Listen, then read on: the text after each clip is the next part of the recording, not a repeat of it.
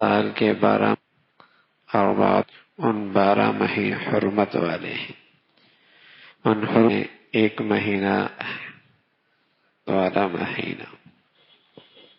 علیہ وسلم نے اس مہینے میں کیا دیکھا، کیا فرمایا ہے؟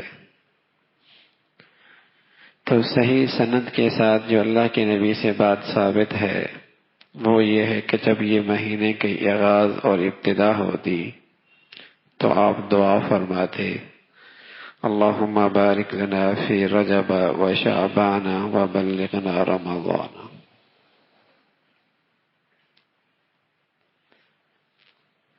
مسلمان بھی اسی کا اہتمام کرتے ہیں، ابتدا میں نہ کر پائے، جب یاد آ جائے تو اس دعا کا اہتمام کر لینا چاہیے۔ اللہم بارک لنا فی رجب و شعبان و بلغنا رمضان۔ اے اللہ میرے رجب میں، میرے شعبان میں برکت دے دے، یعنی میری عمر میں برکت دے دے کہ مجھے رمضان عطا فرما دے۔ گویا کہ رمضان کا اہتمام رجب سے ہو رہا ہے، گویا کہ رمضان کا اہتمام تیاری رجب سے شروع ہو گئی ہے۔ یہ اللہ کے نبی صلی اللہ علیہ وسلم سے یہ عمل ثابت ہے، صحیح سند کے ساتھ، صحیح روایت کے ساتھ۔ اس کے علاوہ آپ علیہ الصلوۃ والسلام سے اس مہینے میں اور کوئی عمل ثابت نہیں ہے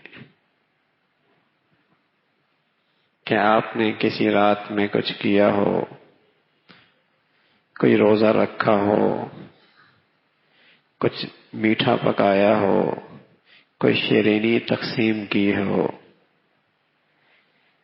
ان میں سے کوئی بھی بات اللہ کے نبی سے صحیح سند سے ثابت نہیں ہے۔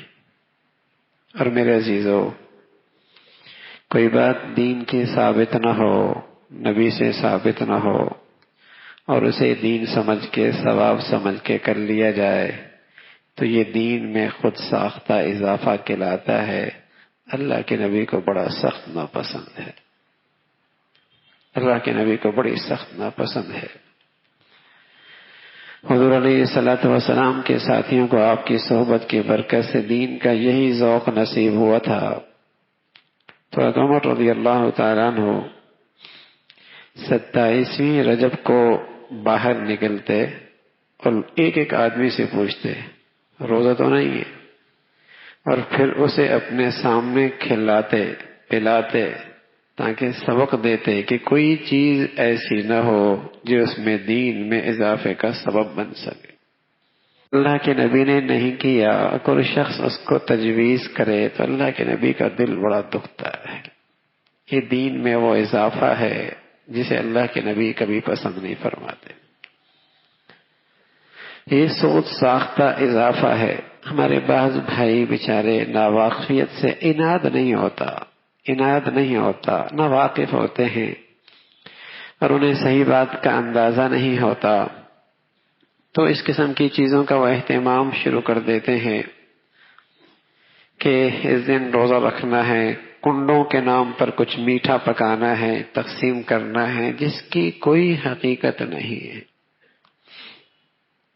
تو میرے عزیزو، اس ماہ رجب میں اللہ کے نبی صلی اللہ علیہ وسلم سے جو بات ثابت ہے وہ دعا ثابت ہے، اور رمضان کا اہتمام کا آغاز ثابت ہے۔ آپ علیہ الصلوۃ والسلام نے اس کا اہتمام کیا ہے۔ باقی آپ کی زندگی میں ایک کمال ہے جس کا کوئی انکار نہیں کر سکتا، جس کا کوئی انکار کوئی نہیں کر سکتا۔ وہ آپ کے کمالات میں سے ایک بڑا کمال ہے، اور وہ یہ ہے کہ اللہ نے آپ کو معراج کی دولت عطا فرمائی ہے۔ یہ آپ کا معجزہ ہے۔ یہ کس مہینے میں آیا؟ بعض روایت میں آتا ہے ربیع الاول میں ہوا، بعضوں میں آیا رجب میں ہوا۔ یہ کون سی رات ہے؟ کوئی سی بھی ہو، لیکن اللہ کے نبی صلی اللہ علیہ وسلم کی زندگی میں اس معراج کے واقعے کے بعد 18 سال آپ زندہ رہے، لیکن آپ نے کسی رات میں کوئی خاص اہتمام نہیں فرمایا۔ معراج ہوا، اور یہ اللہ کے نبی صلی اللہ علیہ وسلم کی زندگی کا ایک بہت بڑا کمال ہے، آپ کی زندگی کا ایک بہت بڑا معجزہ ہے، اس میں کوئی شک نہیں۔ اس میں امت کو بہت کچھ ملا، اللہ کے نبی کے مشاہدے سے امت کو بہت کچھ سبق ملا، رہنمائی ملی۔ لیکن آپ کی زندگی میں یہ نبوت کے 5ویں سال یہ معراج کا واقعہ پیش آیا، لیکن پھر اس کے بعد آپ 18 سال تک زندہ رہے، لیکن کہیں آپ نے کسی خاص رات کا، کسی خاص دن کا کوئی اہتمام نہیں فرمایا۔ کوئی اللہ کے نبی سے بڑھ کر دین سمجھنے کا دعویٰ کرے یا صحابہ سے بڑھ کر عبادت کا اپنے آپ کو باذوق سمجھے تو حماقتی ہو سکتی ہے، جہالتی ہو سکتی ہے۔ نبی سے بڑھ کر راتوں کی فضیلت، ایام کی فضیلت کون سمجھ سکتا ہے، اور صحابہ سے بڑھ کر عبادات کا ذوق کون رکھ سکتا ہے۔ پھر اللہ کے نبی کی زندگی میں 18 سال گزرے، پھر آپ کے پاس صحابہ کی زندگیاں 1 صدی تک رہی، 1 صدی تک صحابہ کا سلسلہ رہا۔ لیکن اس پوری صدی کے اندر بھی پھر تابعین، پھر تبع تابعین کی زندگی میں کہیں کوئی ایسی چیز نظر نہیں آتی، لیکن نہیں